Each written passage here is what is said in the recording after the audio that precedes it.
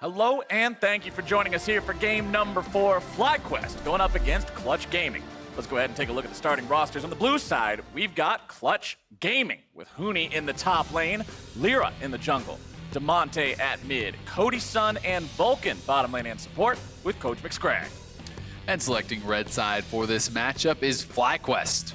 In the top lane, Viper. In the jungle, Santorin. Mid laner, Pobelter. Bot and support going to be Wild Turtle and JJ with Coach Invert. Now, despite their tough schedule so far, it's hard not to be at least a little bit worried for Flyquest in summer, especially if they suffer a loss here. Yeah, exactly. I mean, they've had a very difficult last 4 opponents, but still, if you're trying to shoot for the top of the tables, if you're trying to challenge the top 3, you need to be able to take down these sorts of teams. And to be fair to them, their first game was also Cloud9, right? So this is probably the hardest possible strength of schedule that they could have really had. And yesterday they did draft for their star player. They drafted the Riven for Viper. He played well, but they did not really play around it. They did not really kind of attack that lane and get him ahead of TL. And we kind of heard Jensen's criticism for Pobelter, and he was proven right a little bit. I mean, he did pull his jungler to the mid lane and get an early advantage, but they didn't do anything with that, right? They took that early lead, they sat on it, they farmed it out, and they never were really able to snowball that at all. And across the rift, Pobelter's facing up against DeMonte, who last week wanted to prove that his team was better than their record at the time and could deliver with a win today. Yeah, and a win here could pull them from the bottom of the standings, right? They're sitting at 2 and 3 right now. They want to move to 500. They want to be challenging for one of these playoff spots. And last split, you would have said this is very much Flyquest favored, but Clutch Gaming is within reach of the former 4th place team. They are really starting to look like a stronger squad. I mean, Clutch Gaming is the one team to have handed a loss to Golden Guardians so far. So now, if they take down Flyquest, they will have defeated both the teams that were in sort of that challenger spot up against the big 3 of TSM, Cloud9, and Liquid. And that's quite a statement to make this early on in the split. So it could be very promising here for Clutch, but we'll have to see how this one plays out. We're into Champion Select. Clutch Gaming with no love for the supports so far. Get rid of the cat, get rid of Sona, make sure those special strategies are not available whenever she's involved. Flyquest going to take out some solo laners, getting rid of Rumble and Jace. Rumble particularly paying respect to Huni. Yeah, exactly. Huni has been playing quite a bit of Rumble. Certainly is his signature champ. Has already played it 3 times thus far this split, so not going to be able to have that available for him today. And it's more been DeMonte playing the Jace. Huni has not actually piloted yet this split. Obviously, it can still go top lane, and that is kind of where it is more commonly played.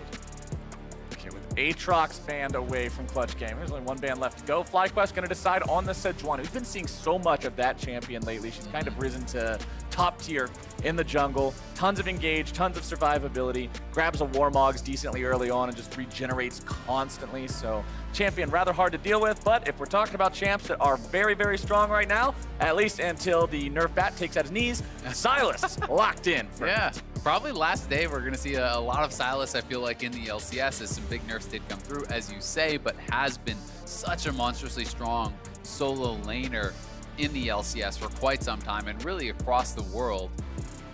See what champions are going to be kind of selected for Flyquest, because I always feel like that somewhat dictates the power of Sylas. When you have a lot of really strong ults to take, I think your power really does ramp up. But that being said, even without incredible ultimates to steal, the wave clear is very, very strong. You can push in your opponent early on. You're great in skirmishes. You scale incredibly well into the late game. You can team fight. You can side lane. It feels like Sylas could basically do everything.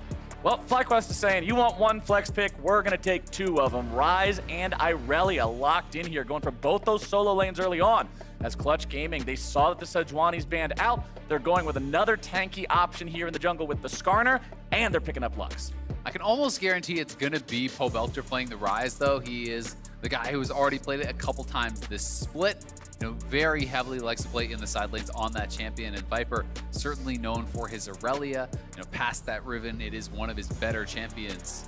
We are expecting this Lux to be support. That is certainly where it has been getting so much popularity. People really looking at that Lux support as someone that is very difficult to all in, that team fights incredibly well with the W max. The shielding is so incredibly powerful, and we are going to get Elise. It feels like Santorin really the only one kind of going to this. It has actually been banned against them. They have played it already once. That was in their 1 win in that kind of pop-off game against TSM, rather, using that Elise to help to get Viper ahead. And And I do think that playing around in Aurelia with the Elise makes quite some sense. You do have very strong 2v2 up on the top side. You have the ability to dive and reset the turret aggro with the repel. Elise, a powerful early game jungler, so I want to see Santorin getting active early on with it. Oh yeah, at least dumps on Skarner early on in the game. There's absolutely nothing Skarner does to contest her. You run at her, even if you tag her with your E, all she does is immediately turn around, go through her entire combo, you lose 3/4 of your health, you flash your mastery, and you walk back into your own jungle to farm chickens. That's pretty much how Skarner versus Elise is going to go. So I want to see Santorin making some plays. Get these flex picks ahead. Get these powerful solo laners to the point where they can just set up shop in a side lane and run the game from there.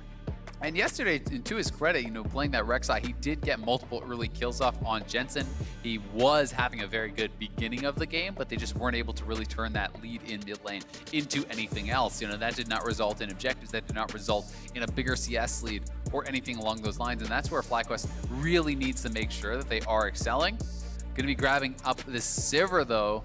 Okay. So some late game insurance here coming through in the form of the Sivir. Strong wave clear if you want to play in the 1-3-1. Sivir's always a great marksman to have. You can wave clear really forever with the Essence Reaver. You can drop her in the mid lane, and it's going to be support pick for last for JJ. So once to get a total picture of what sort of bot lane they would be going up against, and could be picking heavily for that 2v2. We'll see if they can find anything to really give themselves an edge down there.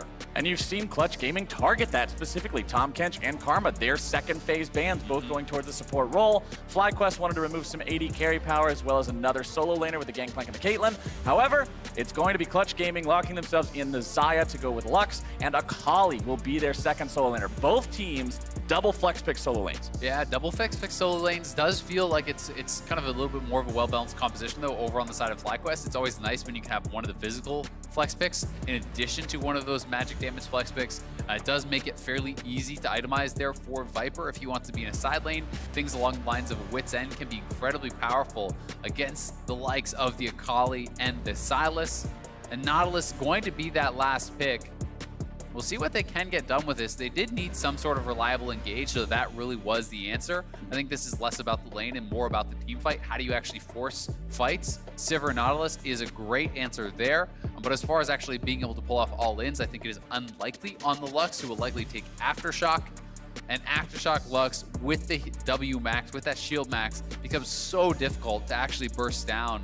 So Sivir, Nautilus, their job likely just to kind of farm it out. I do expect Flyquest to be focusing on those solo lanes and trying to get them ahead, trying to get them out to those side lanes and take over the game. And I like Flyquest composition. You've got that hard engage that you mentioned in the Nautilus. You've got follow-up in Elise and Ryze. And who on Clutch Gaming is going to be the one to tank that? The tankiest guy on your team will be a Skarner who goes for a Cinderhulk into a Righteous Glory usually. That's mostly just a big pile of health. Not a ton of resistance is there to make you exceptionally tanky. I feel like Flyquest can pick and choose who they want to go after, and nobody from Clutch Gaming should be tanky enough to just say, no, you can't attack me. Yeah, no, I definitely agree. You really can kind of engage, on whoever you do want, whoever you can find out. And a lot of onus is going to be on Lyra. I do think that Clutch sometimes is one of the teams that drafts these types of compositions a lot, where you have very little engage and it's so early game dependent. You have to be winning your lanes to be able to force fights and to be able to take objectives and do these sorts of things. Because what is their way to start a team fight? Well, it's Skarner running at you. That's about it, right? There's no real hard engage. There's nothing guaranteed along the lines of this Nautilus. So I do think starting fights will become much more difficult.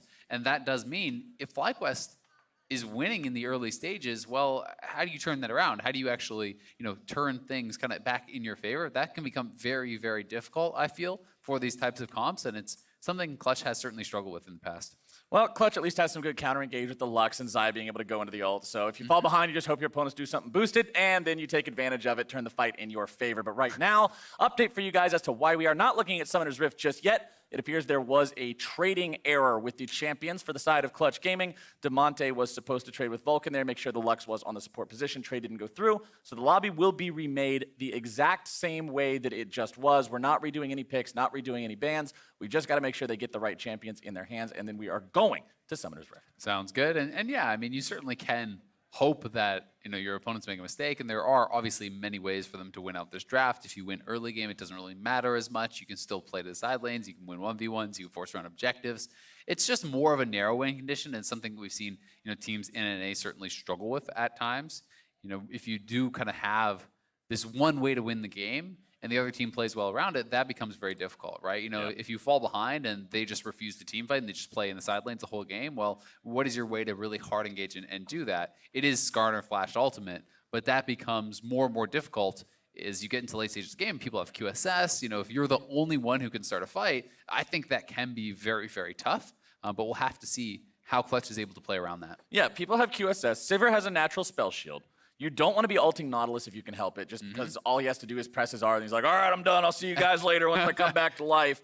And then you're dealing with a Ryze, and you're dealing with an Elise, who are both eventually going to have an Hourglass or a Seraph for the Ryze, at least most likely.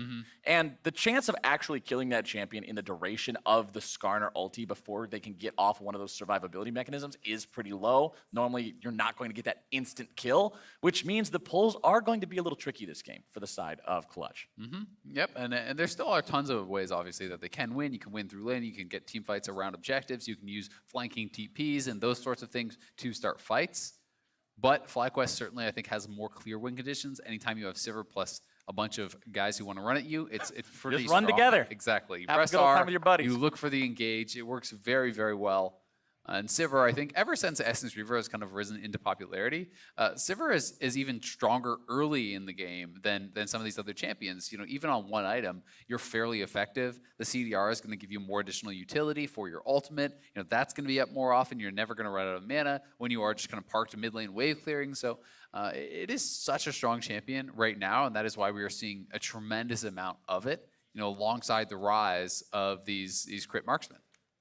Crit, the name of the game for both of them. And of course, it's going to be the same story bottom lane as it is everywhere else on the map, but even more so when you're both trying to hit those 3-item breakpoints. If one team focuses around bottom, they're very successful, or maybe one team focuses around bottom and the other team's able to successfully turn it around. If you have an AD carry that's good in a team fight and your opponents don't, that's going to change the way you have to fight, and that plays into exactly what you were talking about, man, where you can't do so much if you fall so far behind and you have narrow win conditions, right? Yeah, and I mean, Xayah is going to scale well here too. So, certainly does have the ability to kind of have a lot of follow-up CC. If you are able to get a Skarner ult or a Lux Binding, you can, throw the root through there and try to follow up in that way. And I think Cody Sun has had a pretty good season so far. It has been, kind of more of a traditional style of team, I feel like, that Clutch is able to kind of succeed with when you compare to last split, where most of their wins really were Piglet on Aurelia playing these kind of crazy run-at-you style comps. Yeah.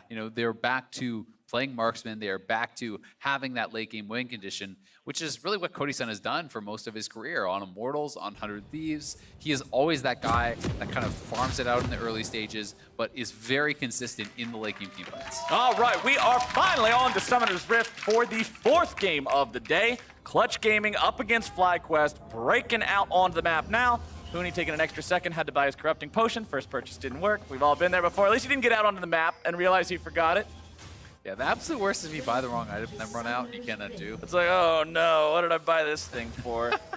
But they're looking for potentially a little bit of a sneaky invade here. There's a little bit of Gorgonzola, I smell. Yeah, I mean, you come around that. Oh, he just got spotted. All right. Vulcan, I think, stepped a little bit too far forward. They're not even going to get to kill the ward. So Vulcan, not quite on the same page with the rest of his team, it seemed there.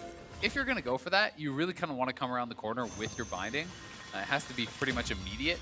To try to get flash or try to get that binding out of fog. Once they see you, they're immediately going to back off, and as a result, they do take down one ward, but Flyquest is going to have the opportunity to get down a ward of their own. They took down the Skarner Spire. They drop a ward by chickens, so they're going to be able to have an idea of where Skarner is heading on that second camp. Yeah, plus you kill a ward, you get 10 gold for it. Flyquest takes the Skarner Spire, which gives them 15 gold or 30 if you have multiple people capturing it. Ha! 7.5 for each person. It says 8 and 7 because it won't display a decimal, but that's what it is. Yeah, and the other thing is always, for a solo laner, when you get the ward kill, the additional experience there means you actually level up one creep earlier, so sometimes that can be impactful in the 1v1. If Viper isn't actually paying attention to that, Hooney would get level 2 a little bit faster than he is expecting, and that can result in some significant lane advantages, but it is actually Hooney thus far. Hooney has gone mid lane, and so is Viper, so the top laners going over to mid lane here. Both sides Mids are expecting playing a top. lane swap, so they swap it out, and it's just all Yeah. topsy-turvy. This feels to me like you're trying to avoid a matchup and the other team just actually swapped to match, right? You know, it's just one of those situations where it's like, oh, okay, really don't want to play into that Aurelia, and then Huni goes mid, they see it, they do run down and actually look to answer. So pretty interesting, and I will be curious to see if it does result in kind of one of these games where it is people running back and forth, and actually swapping lanes. We have seen those in the past where people are trying to actively dodge a matchup nonstop. Those are pretty silly, as everybody push a wave, back to base, push a wave, back to base, push a wave, back to base, until somebody just gets fed up with it. But looking at the runes this time around, Pobelter does have the Comet on Rise. Sometimes you'll see something like an Aftershock, especially against a champion that could have a big all-in threat against you, but he just wants to have the extra damage potential here up against Demonte the Kali that will be running the Conqueror himself. And I actually kind of like the way that the swaps resulted for Clutch. I've got to say, I do think that generally Aurelia, to really be able to kind of heavily threaten onto the Sylas, needs a bit of a longer lane to be able to kind of chase down and actually execute any sort of kill. And Rise, I think, is always much more vulnerable in the top lane than in the mid lane. You are a champion that has to push in, that doesn't really have any strong natural escapes, so you can be pretty susceptible to something like an early Predator Skarner gank. Well, early Predator Skarner ganks aren't going to be that easy when Santorin uses the Scryer's Bloom to see that the enemy blue buff is live. He sees that Lyra is on it. He invades and takes this one. There's no way Lyra can try to defend it. He knows his mid laner is under turret right now. He's not going to get help.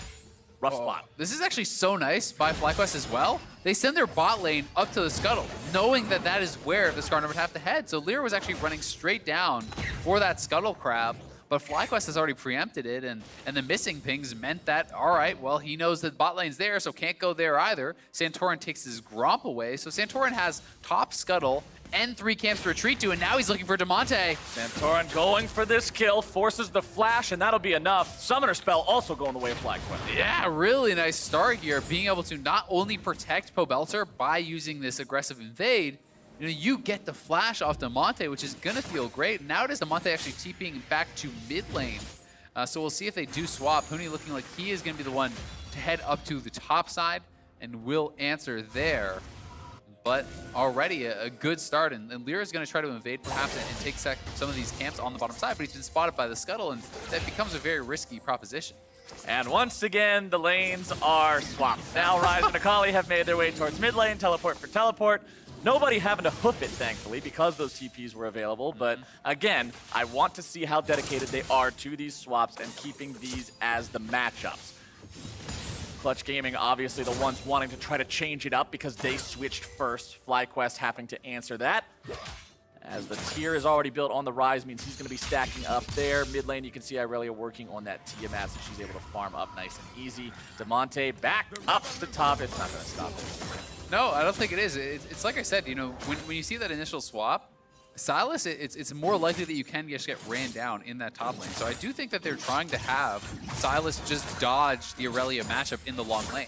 They don't want Huni matching up against Viper here, so they're going to keep running him away essentially from the Aurelia and just trying to orchestrate this matchup where you have Demonte up against Pobelter in that long lane, where then theoretically Lyra can come up and gank him and try to pick on this Rise. Well, we've sent Huni back to the mid lane yet again, and we will send Viper back there for him from the side of Flyquest. So lots of switching going on, and now Huni's saying, all right, they're going to send Viper middle, so we're going to pre-bamboozle him, send me back top. Already got his way back up to the river.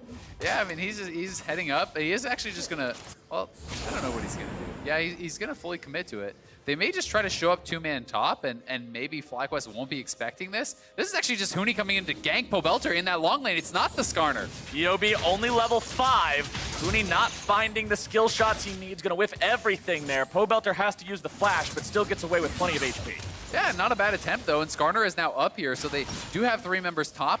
That said, they're going to be losing farm in that mid lane, and Viper is now on the roam here, so Clutch has to be a little bit careful. They want to get Huni back to the mid lane to pick up this farm, but he's going to have to likely go the safe way and kind of getting escorted over by the Skarner, and he just turns around. So now it's a Kali going mid lane. He's going to go back to top, so the musical chairs do continue. As we've been watching this musical chairs for the past 6 minutes or so, I want to check in on bottom lane here real quick because we haven't looked at them so far this game. 50 to 54 in terms of CS, pretty even. However, Cody's got a lot of minions here still to pick up, so should be able to grab himself a slight lead as long as he farms these up correctly. Let's see how well he does at it. All right, melee minions taken care of. Nice. Oh, nice. Ooh. Oh, nice. All right, Vulcan got it. That's worth half a point. All right, yeah, we'll give him half a point. The ones that are like, you know, the range minion that is actually in one hit range of the turret, those are more difficult. And what you would actually need to have happen there is instead of just waiting, your support actually needs to start auto-attacking it to really low health so that you can just one-hit it, right? You can't afford to actually just leave it there. There's nothing that the marksman can do by himself while last hitting the others to really get that one. So would have had to be something that Vulcan did grab, but at the same time here, the earlier base for Turtle means that they're going to be able to start up this dragon. Cody-san does TP you back, but it's level 6 on Turtle. You have the stronger jungler. Viper is hovering. They're going to be able to grab the Infernal and get themselves a nice early lead. Very good early pickup here for the side of Flyquest. Santorin a little bit behind Lyra. Worth noting that Lyra now has the Flash Predator ultimate on the Skarner, at least while a very powerful champion, especially early on. One of the negatives about playing her is the fact that you don't enjoy that same level 6 power spike that 99% of the champions in the game do. Yeah, it's definitely a good point. And honestly, you know, Santorin, while it was a good early move, you know, the invade, forcing the flash, he has not been spam ganking. He has not really been doing anything too crazy. This is honestly pretty similar to the last time he did play Elise, where he played it fairly passively. He was sitting also in that game around level 7, level 8 at 0-0-0. But you know, they were able to win that game, and he is now hovering down here around the bottom side. They do have Nautilus 4 engaged, and they can look for this one. We'll see how close JJ is to level 6. They might be waiting for that level 6 on Nautilus here, and there it is. All he needed was the one creep. Vulcan the target. He doesn't have the ability to get himself away like the Xayah does, and that's first blood over to Flyquest. Turtle gets himself out. He's going to be taken low, but not low enough. Clutch Gaming will not get any in return. That was actually so close to a return kill. I do believe that Lux died during ultimate animation. I don't think that damage actually went off. Otherwise, it likely would have killed Turtle. And Vulcan had a great binding onto Santorin as he was coming in to try to deny that entrance into the fight. But now here is Lyra. All right, being pulled right back towards Huni. Following it up there with the stun, making sure they've got plenty of CC. Pobelter cannot warp through the realm in time, and that is a response kill from Clutch on the other side of the map. Yeah, really well done, and they're trying to pick on Ryze in this long lane. So much more difficult for the Ryze to survive up there. And again, that is one of the big reasons they're doing these non-stop lane swaps back and forth, trying to orchestrate these matchups that they do want. And JJ with an attempt to roam towards mid, but not able to get it. And here is that bot lane kill once more. As soon as he hits 6, watch the binding though. Nailed onto Elise, and we'll see. The ultimate does begin to channel. Yep, didn't actually go off, so died during the animation. Turtle would have for sure gone down there. That was actually really well played by Vulcan. Flashes away, hits the binding on the Elise as he is entering, but just didn't quite have enough health to survive for that ultimate to land. Turtle dropping down to about 100 HP before the Triumph kicked in. Certainly a death sentence there for the... What do we even call her ultimate? Final Spark? Final Spark, yeah. I was initially, my brain was going towards the old one that I couldn't pronounce. So... I don't know what the old one is. I got nothing. Neither do I, because I've even played with it for a couple of years. I can't read it. But yeah, the old one... If you're going towards the old one, then you also didn't... Yeah, exactly. My brain was leading me on a wild goose chase through the forest, but whatever. Doesn't matter right now. Huni in some trouble here in the mid lane. Half of a flash away. Chain CC would have been real deadly there if Santorin and Pobelter could have gotten the claws. Yeah, I like the early flash. You know, no worth... I know he's kind of risking that one when you can get Room Prison into a cocoon. That is certainly going to be your death this early on. Very, very squishy, but does have early Merc Shreds to answer some of that CC. There is a lot of hard charge control on the side of Flyquest, so I think Merc Shreds are kind of a bit of a must-buy for some of these melee champions. Merc Treads always feels good to buy against plenty of AP damage, and CC as bottom side. Turtle and JJ just going to continue pushing up here, doing with Sivir what Sivir does. Make sure that minion wave is constantly in the face of your opponents. Cody will just keep farming it up, though, not too worried about that himself. Next Drake not alive here for a while, but you can see Drake Pit and bottom side river control still being exercised by Flyquest here. They want to make sure that as Turtle and JJ are pushing up, they're safe to do so. Yep, exactly, and it will be that Wind Dragon coming up next. We'll see if Flyquest do want to try to challenge for that. Would be another good one for them when you are playing heavily in the side lanes and when you are looking, for all that additional speed from the Sivir ultimate. Trying to go for those engages can be pretty powerful, but thus far very even early game, and we do have Demonte working towards that expected gunblade, and that is really where Akali does turn on. Yeah. You become so much more powerful on that one item power spike. Aurelia likewise will be working towards the Triforce, and that is a very big buy for Viper too, but it's going to be quite delayed because you're taking that pit stop before the Tiamat, which is so effective on Aurelia, mainly for the wave clear and also setting up those... Oh, nice engage coming out there from the side of Flyquest, looking to bring down the enemy top laner. Santorin going to be kept alive only for a moment, pulled back into his doom. Lyra now going to be the target, flashing away, but he will not survive. The pursuit from Viper is there. POB keeping himself alive against Demonte. He's spinning around in the smoke, and he's got himself a kill. A double even as he gets away with the Shuriken flip. Flyquest cannot chase any further. Yeah, nicely done. Trading back there ends up being 2 for 2. It does look like both teams dead even still. That was the teleport, though, from Demonte. Viper used both his summoners there, so quite a few summoners expended, honestly, on both sides. The early QSS already bought up here by Pobelter, knowing that he has to really respect that power of the Skarner this early on. Yes, Ryze's range, but you're very, very short range. And here, this is one more time. Huni did a pretty good job, actually, buying time after the initial engage. You can see the big shielding coming through from Vulcan, buying a lot of time as well. The binding came down. Pobelter does arrive, but in comes Demonte with the teleport. The Skarner ultimate helps to get them their first kill onto Elise, and then Demonte just kind of dipping around, buying time for the cooldowns, gets the empowered auto, misses the Q, but hits the ultimate to execute Pobelter. And the smooth Shuriken flip to safety. Easy Drake secure there for Santorin. Solo as well. That bottom side river control paying some dividends there, providing them that objective for free. As Flyquest still only having a 100 gold lead. Yeah. The closer the game is, the more those Drakes are going to mean those small advantages that you're building up that aren't tangible on the scoreboard. Yeah, they certainly are. And anytime you do have a damage-dealing jungler, Infernal is even nicer, right? Because Elise is going to stack AP. That's just another source of that bonus damage that is going to be useful for the Infernal. So here we go. The answer on the top side, Clutch trying to take down this Rift Herald. Plates have already fallen, but first turret is still up for grabs. They could look to use it for that. You can see that top lane turret very, very low.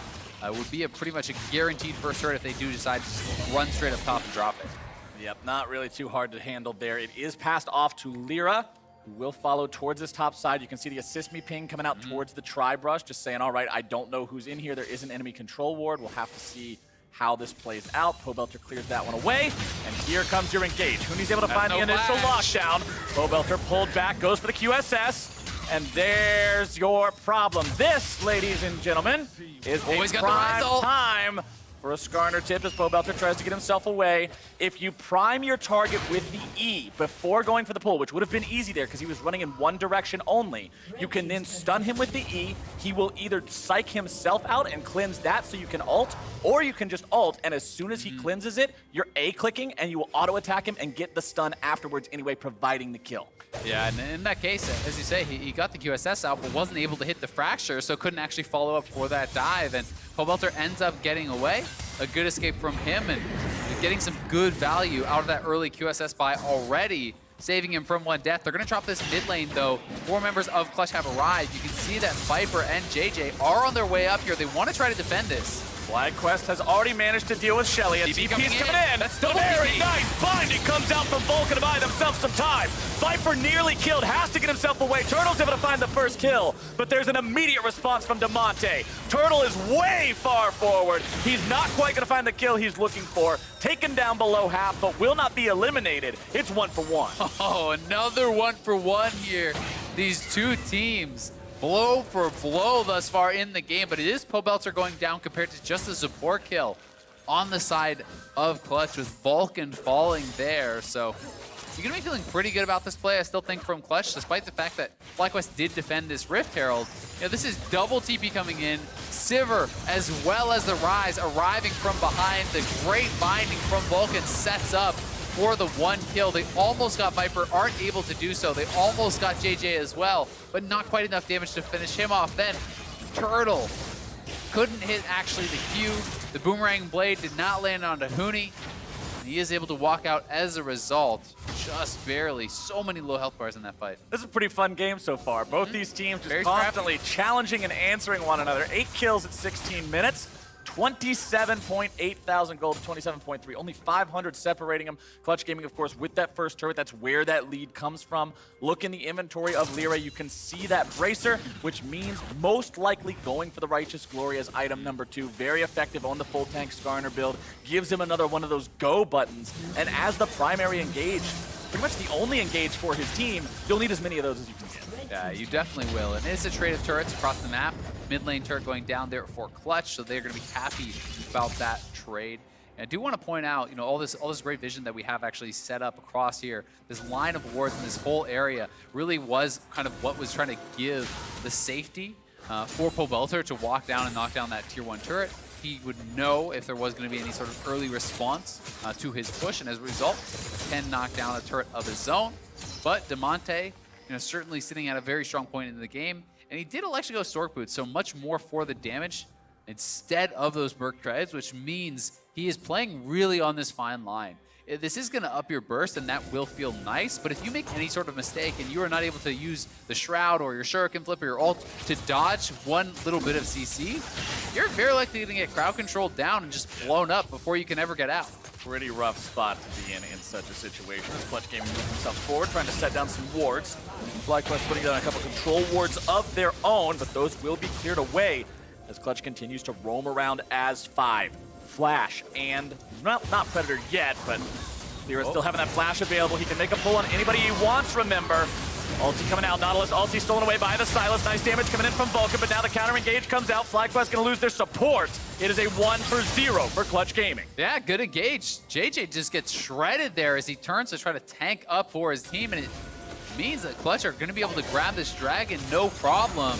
The Mountain Dragon will give them more access to taking down the Baron. Speeds up your Baron take by a couple seconds, so certainly can be pretty impactful. When it is kind of those close attempts that you're trying to rush down and kill it off before your opponents do arrive. Also does always open up for possibilities for 2-man Baron plays and these sorts of things here too. Clutch Gaming finally coming out a little bit ahead there. No response from Flyquest on that play means they at least get the victory of the Drake in that. And now Pony will be splitting down here on the bottom side. Pobelter showing up to answer that split push, 155 to 159 in the farm between these two guys. Most important thing to remember, though, is Pobelter does have some money sunk into that QSS that you previously mentioned. If you look at Pobelter's inventory, it's a blue garage sale. You've got a Lost Chapter, you've got a Tier, you've got a Merc Tread, and a QSS. These items are all fun and cool and blue, but none of them are a completed item just yet. It's still not that threatening. Yeah, it's definitely not super threatening just yet, but at least it's a nice garage sale. They're selling some bougie lemonade, garage. They give you maybe a little fan. It's a hot day outside or something. I don't know. I mean, they're good items, and he's going to be completing them pretty quickly. Also, the QSS is very effective, even as this kind of one little piece, because anyone he's going to be answering in a side lane is dealing magic damage, right? So, that does make it more effective. There is still the mini stun from the Akali. There is the chain stun from Huni. So even in those 1v1 scenarios, there will be some use for it. Yes, it is not as effective as having that earlier completed Archangels, but he has hit that point now and going to be feeling pretty good about his chances, I think, in any sort of a 1v1. But Pobelter, he does have this kind of habit of getting caught out sometimes in side lanes. He is certainly a guy who plays a lot of Rise, who plays very heavily to those side lanes, and oftentimes he gets caught out and punished, and we've seen a lot of games end that way for him over the years. So you really want to see them establishing vision for him and him playing safely around that. But as of now, there is no vision from Flyquest really whatsoever in this area. It is pretty much only Clutch. They have full vision control in this quadrant of the jungle, and as a result, Pobelter can't do anything at this point except sit under his turret. They are, though, having eyes on a lot of these members, so it's Viper just pushing heavily in this bottom side, trying to work down on this turret and trying to force some sort of a response. Viper trying to get that split push money going on as Huni will be sent to answer him. The Clutch Gaming Goon Squad that went top trying to take down that tier 2. Not quite enough damage to find it, but Huni wants to go further forward, even going to stop there, doesn't want to chase through a minion wave towards Viper. This Irelia is pretty strong at this point in time, does have the Trinity Force completed now, working towards that next item as Cody, Sun, and Vulcan will continue trying to clear waves here in mid lane. Past 20 minutes means Baron is on the table. There is a Mountain Drake, as you already mentioned, for Clutch Gaming. Flyquest have themselves an Infernal for some bonus damage of their own. So either side does have potential to go for an early one of these if their opponents do not respect them. Yeah, they definitely do. And as Clutch went for the reset, it's Flyquest moving in and reestablishing vision, and the binding does connect. It's going to be a TP coming in from the side of Clutch Gaming. Santorin wants to flash himself over the wall. Hooney's now going to be in some trouble. Blastcone not able to get him away, but he doesn't even need to run. It's JJ who flashes over the wall. It's Damonte on a rampage, and Pobelter goes into the realm war, but Damonte will chase after him. He has some fancy feet to try to get himself away. Lyra goes underneath the turret, but instead he's going to be killed along with his target. Both junglers taken out as Wild Turtle goes on the hunt, looking to chase this one even further. Viper looking to grab someone off to the side, but a very nice dodge and an ult for ult from Cody's son. Viper's still going to be tanking up here on the front line as Flyquest will not chase any further. Yeah, Flyquest going to be pushed back there. Lyra does trade his life out 1-for-1. They did kill Santorin, though, in the extended play, fully committing to diving over onto him. Clutch wanted to chase for more. They didn't feel comfortable to turn back towards the Baron or to stop after that initial play. And here it is, Hooney on the flank after Santorin had been jumped onto. Santorin just in full retreat. But the solo laners here from Clutch both flashing over, getting the initial kill on the support, then chasing over onto Pobelter. Lyra going forward. He knows the QSS is available on Pobelter, so he flashes and he ults Santorin, but Pobelter has the Rune Prison available, roots him in turret range, so they look to turn this around. Then Viper looking for the ult. That's a point-blank ultimate, so nice read on the animation from Cody's son.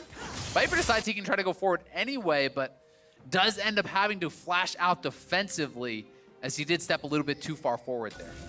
Pobelter once again back in the side lane, as you were talking about. The wards, a couple of them down around there with control wards in the side brush and in the tri brush that he just now placed. You can also see Santorin moving into the enemy jungle now, bringing the rest of the guys with him. They're saying, hey, might be able to find a pick here onto Damonte, and if they get that, that could be real big here for the side of Flyquest, but Damonte's not going to walk up through that shortest path towards mid. Instead, wants to stay plenty safe, knows that there's a lot of Flyquest members off the map. Yeah, they all are actually heading back over towards this Baron as they think Clutch is on it. Yeah, and they can see them with this ward. They would have seen them walk into the pit, so they should have knowledge that they could be on this. I'm actually really surprised they're not checking. No knowledge.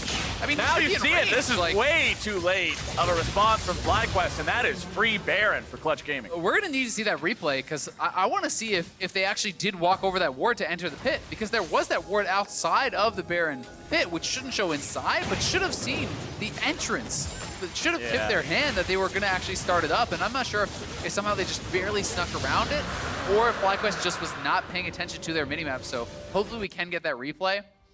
Let's see, you know, he is going to walk by. Yeah, they see Hooney walking straight in and use the ability. Yeah. So there's really, that is just them not paying enough attention to the minimap. I'm surprised that not any of the Flyquest members did notice that, because you really need to have your eyes glued around that Baron buff, especially knowing your opponents have a Mountain Dragon. Makes pro teams that much more likely to be willing to try to rush it down, and that's a huge advantage now for Clutch. I mean, if you only had one guy looking at the minimap, yes, I could understand it as an error. Hooney was only on the minimap for a second. But when you have a full team of 5 players and no one catches it, that is honestly just a really critical mistake that could cost Flyquest an entire game. Yeah, I mean, that honestly can decide the game, just like that. So we'll see now how Clutch are able to kind of extend their lead with this Baron buff.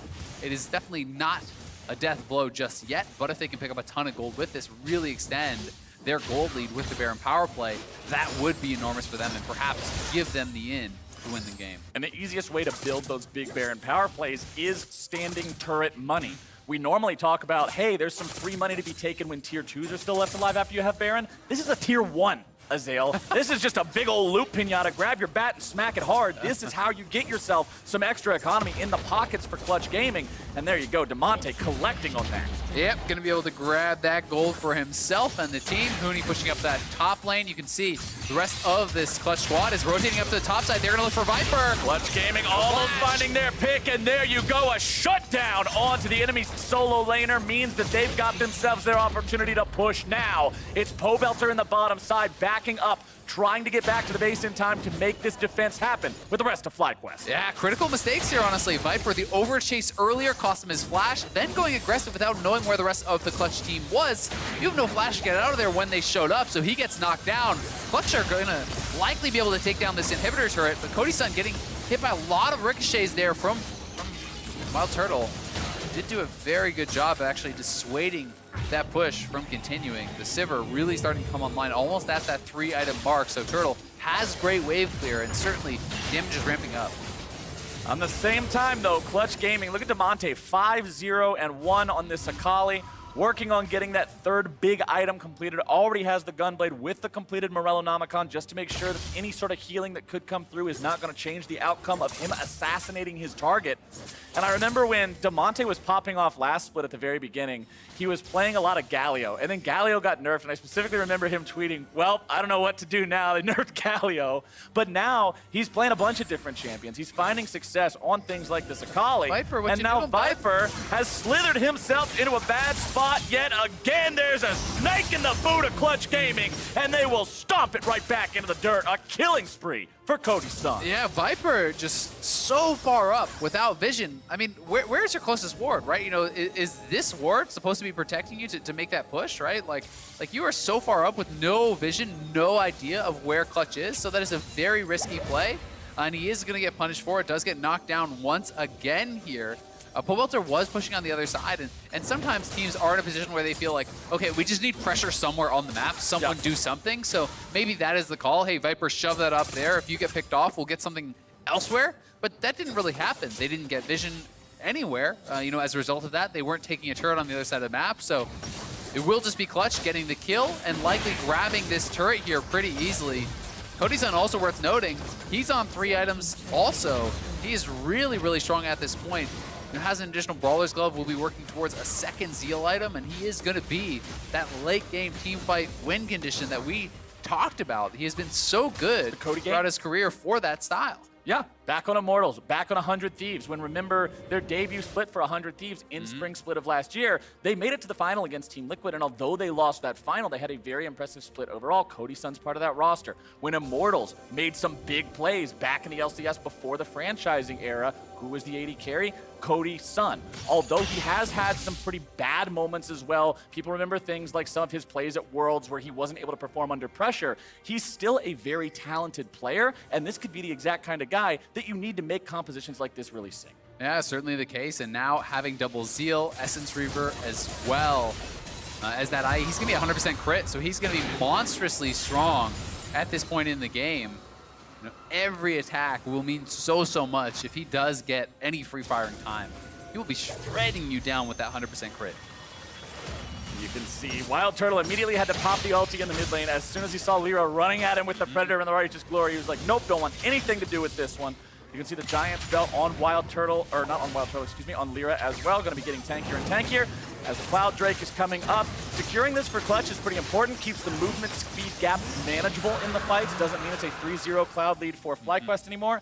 And also critically, that Drake was taken 15 seconds or so before the threshold for the next Drake being Elder, so there will still be one more baby Drake before the Elder comes online. Yeah, and we'll see if it's going to be a big one, you know, something like along the lines of another Infernal will really have the teams. Yeah, so another Infernal does matter a lot. You know, the later you are into the game, it means so much more, that scaling dragon, so teams will really want to be fighting pretty heavily for that.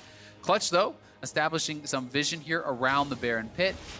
Not going to spot that ward critically just yet in that Baron Pit. Lyra will, yeah, the sweeper actually expires, so they may just not really get knowledge of that. And we saw how important that was in the earlier TL game today. Smithy, you know, getting a steal against Optic because of a missed ward, so may come into play as we go further into this. You know, noting Damonte's build here, kind of has a bit of a mishmash of items. You know, I'm not sure if he just grabbed the large rod for a bit of power now, but you know, large rod plus the blasting wand doesn't build into anything. You know, that is not going to be an item completion.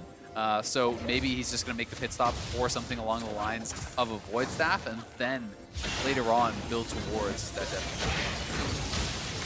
Flyquest, although they're not in a completely back-broken type of position, remember this is a team that was dead even with Clutch Gaming, and then after the Baron play, they're 4K behind. They're going to lose even more. Cody's son goes on a rampage, and I really like the way Clutch Gaming is doing this. They're saying, look at the enemy team. You've got an Hourglass, 3 QSSs and 1 big dude that you can just yoink into the team every single time. It does not matter that this is the support. Recall the grand final from last split, TSM versus Team Liquid. How does Team Liquid come back into a series? They're down 0-2, they grab Smoothie. You take the support and you have a 5v4, it works. Yeah, exactly. You just got to take what you can get. They grab that guaranteed kill. It's unlikely you're going to be able to get a huge priority target like the Sivir, who has QSS, Spell Shield, Flash, all these things available. So they take what they can get. You know, they had this early power from Demonte, who has been doing so well. And thus far, Clutch have kind of answered all the questions that we had for them in Champ Select about, you know, can you close out a game? It's somewhat of a narrow win condition when you don't have a ton of engage, but they're using that engage well. And they got an early lead, which was critical for them. And now, again, second Baron buff this game. We'll see if they can deal any kind of critical damage with it. There is an open inhibitor on the top side, and they may want to just try to group and fight for it. Lyra does not have the ulti available just yet, but critically, Huni does have that stolen Nautilus ulti still ready to go. Means Clutch Gaming does have engage if they need it. Inhibitor under siege. Huni drops off that Nautilus ultimate, then gets himself back, just making sure Flyquest isn't able to engage before Clutch is ready with a full 5-man squad. Really got to respect Turtle and those bouncing boomerangs. Lyra using Righteous Glory, seeing if maybe there's a chance to go after some kind of a play. Has ulti, no flash though, and that means Clutch will take the inhib and back out. Yeah, I like the call actually to just give up the inhib. Losing your top inhibitor at this point in the game matters almost not at all. I really don't think it's a big deal whatsoever. So they're going to use that time for Viper to clear out that mid lane, because losing that second inhibitor is really where you want to try to fight. Gets Turtle time as well to go back complete an item, so he is nearing full build. He is now on 4 items. Cody's even closer to that. You know, certainly 2 very high-powered marksmen. They want to try to defend this second inhibitor. That is the critical one. And there you have another stolen Nautilus ulti for the side of Clutch Gaming, ready to continue to use these as engage or counter-engage as they see fit. Not bothering to set up a 4-1 split with this Baron buff. It would take them a little bit of time to get the minion wave where they need it in bottom side, and they only have a bit over 60 seconds left on the timer, so they want to try to use this and break the space. Yeah, and they're going to just use that ultimate from the Nautilus to actually push back Pobelter. Nice damage onto POV, and they're going to go even further in now. Lyra's not able to go further enough to find himself a pull, but Flyquest still can't do anything in retaliation. The Lux shields are keeping these health bars in such good shape. Yeah, that was honestly a great play. Utilizing the stolen Nautilus ultimate plus the Lux ultimate across onto Pobelter just pushes him back off the tower. That allows them to just walk forward, knock down the inhibitor tower, take a second inhibitor here, and they're going to have the reset with plenty of time to get back for this Infernal Dragon. So looking very, very good, and I think it was honestly a pretty smart decision to be looking for that 5v5 because of the strong engage on the side of Flyquest. If you try to walk up in a 4v5, the ability to pop Sivir ultimate, Nautilus ultimate, and find a fight is still there for Flyquest, and they still have, you know, some very strong members who are scaling into this late game. They're getting there, but they are up against that 6-item full build now, Xayah. The Silas getting there. Demonte still needing to buy a little bit more here for the Akali. But with the Infernal Drake going down, that's even more damage in the back pocket for Clutch Gaming. They've got 2 inhibitors already gone, means everybody can focus their attention onto this bottom lane. Baron power play times out just shy of 2,500 gold. However, with the 2 inhibitors down, you won't even really need the Baron as much to take this third one. You just have to play it right and play it patiently. Yeah, exactly. You just need to play it very patiently. Pobelter, if he could win this 1v1, would be huge, but he's getting crushed right now.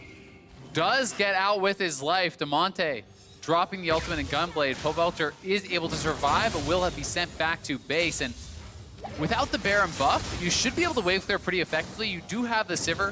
It's probably one of the best, if not the best, in this type of a situation. So we'll see if Huni, you know, with a stolen ultimate, can try to pull off the same type of play that they did in the mid lane to zone them off the turret and buy them time to just step forward. The important part is the top and mid waves are now crashing. Super minions making their way into the base of Flyquest means Clutch Gaming has a little bit more room to work with, as Turtle's attention will not be solely focused on the bottom lane.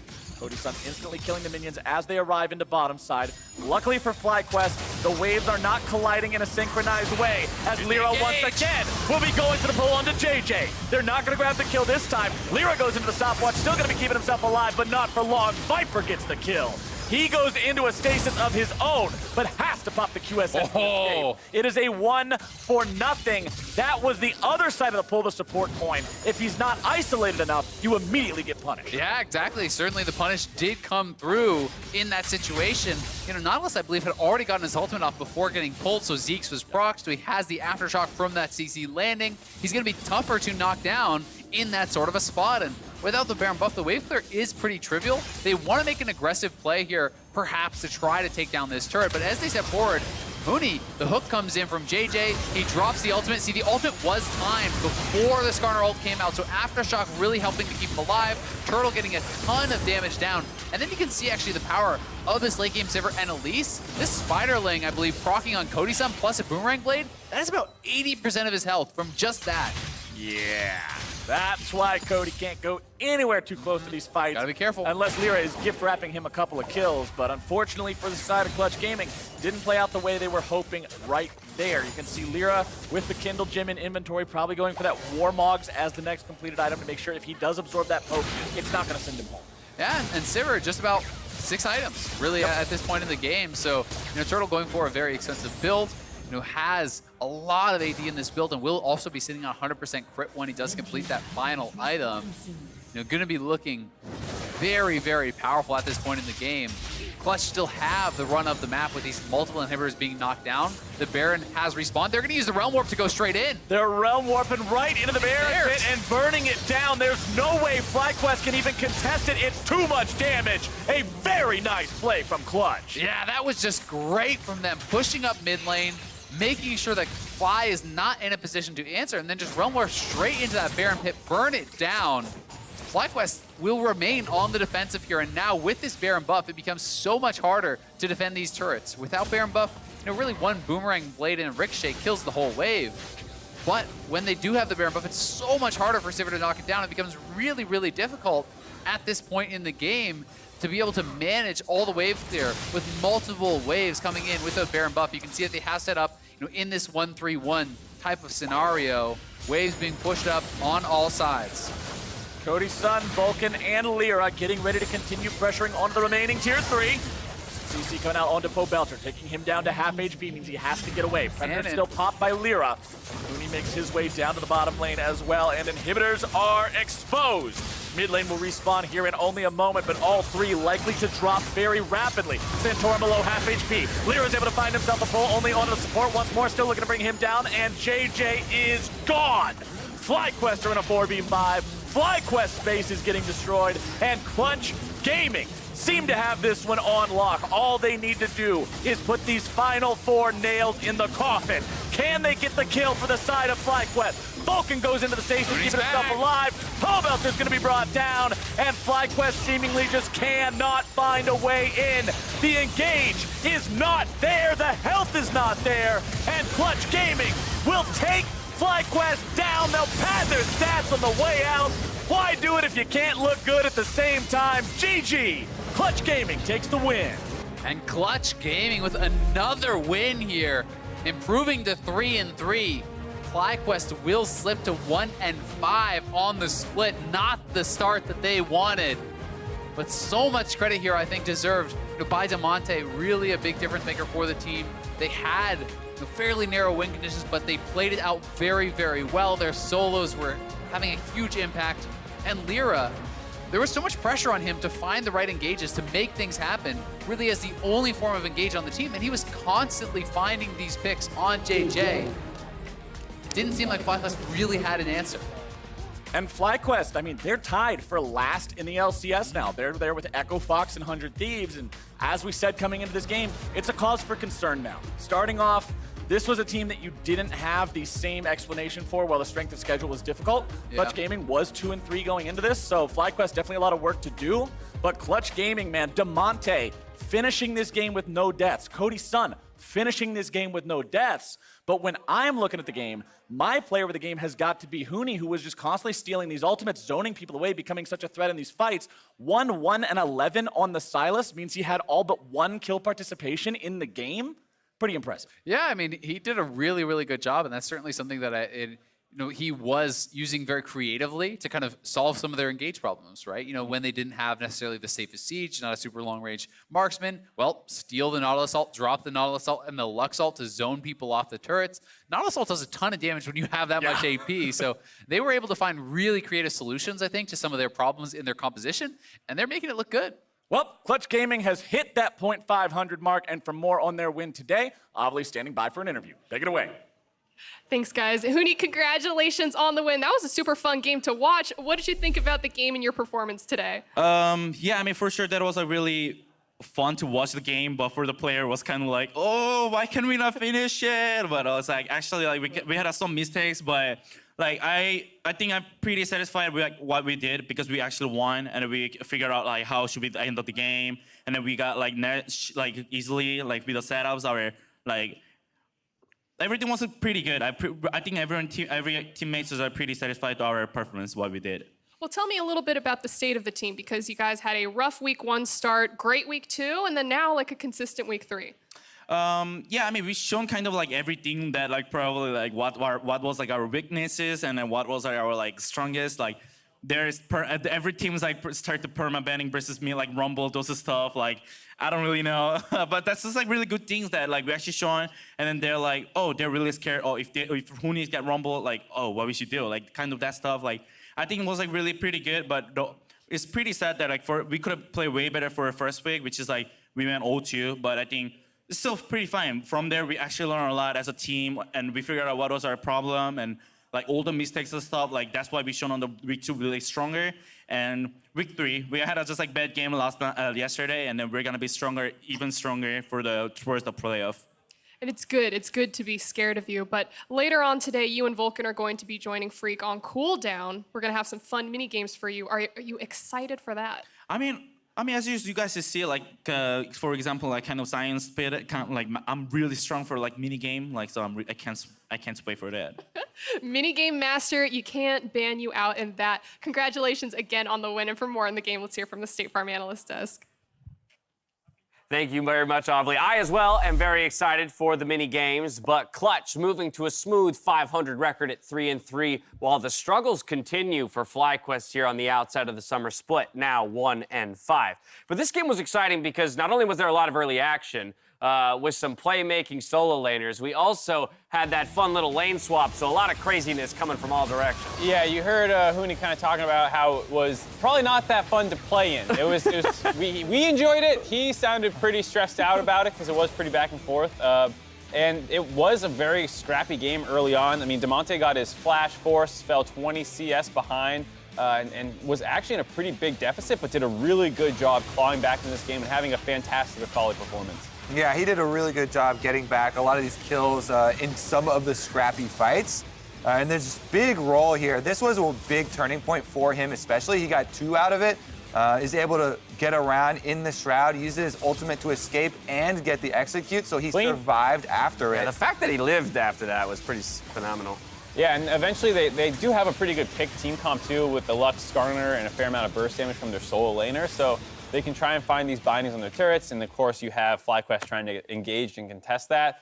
A bit of a weird pick for Santorin, that Elise. I still feel like he hasn't found his champion pool quite like he had last split. I'm a big fan of Elise, actually. And one of the things when I was studying LEC for upcoming Rift Rivals, like they have this huge priority on it. I think it's super strong right now, especially in high elo solo queue. It's picked all the time. Really good at snowballing. But for some reason in the LCS, not many of our teams are looking to play that way. So I said for Santorin. Nothing you've said is contested. So I do think that it is maybe a separate issue that you triggered in my mind, Mark, but yeah, right. I really do think that more teams should be looking to embrace Elise, and these AP junglers, so many of them can be so useful. I think it's fair to defend the pick as a pick, but then still have criticisms for it in the hands of Santorin, because one of the things that we kind of lauded Flyquest for all throughout the spring split was their macro play and their decision-making around objectives and ability to converge on 5v5s and set 5v5s up. But a lot of that seems to have fallen to the wayside this time around, you know, forfeiting a Baron at one point just because they weren't in position to contest at all. And it didn't feel like they even were respecting the fact Clutch would think about it, because they kind of saw Huni walk into the pit and they were just like, man, they're not going for it. And they just lose the Baron out of nowhere. They were 3-3 at the end of week 3 last split and finished 4th place. And they just look like they've taken a gigantic step backwards from spring. It's super disappointing. Yesterday, when we had Countdown, we were talking about Flyquest and their losses, and we said if they keep on losing, then it's time to panic. Well, they 1-5 are continuing to lose here, and it's not looking very good. Are you panicked, though? Is it time to panic on Kobe's panic? You know, I have pretty low blood pressure. It takes a lot to make me really so panic. all right. Panicked. So we'll wait for week 4 then, and we'll have to see. Week if your 7, blood Kobe, pressure they're one in. there.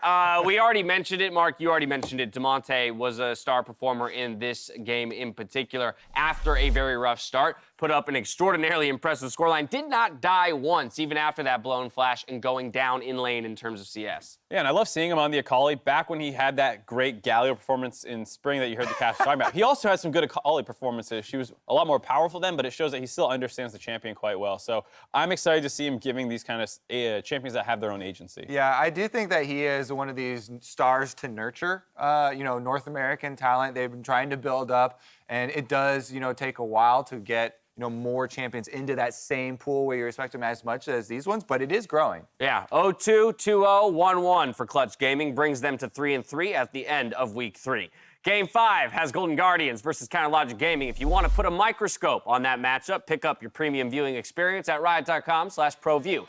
Get access to player POVs and a host of stats so you can track every moment throughout Game 5. Meet us back here for Golden Guardians versus CLG after this. Vulcan the target. He doesn't have the ability to get himself away like the Xayah does, and that's first blood over to Flyquest. Tor going to be kept alive only for a moment, pulled back into his doom. Lyra now going to be the target.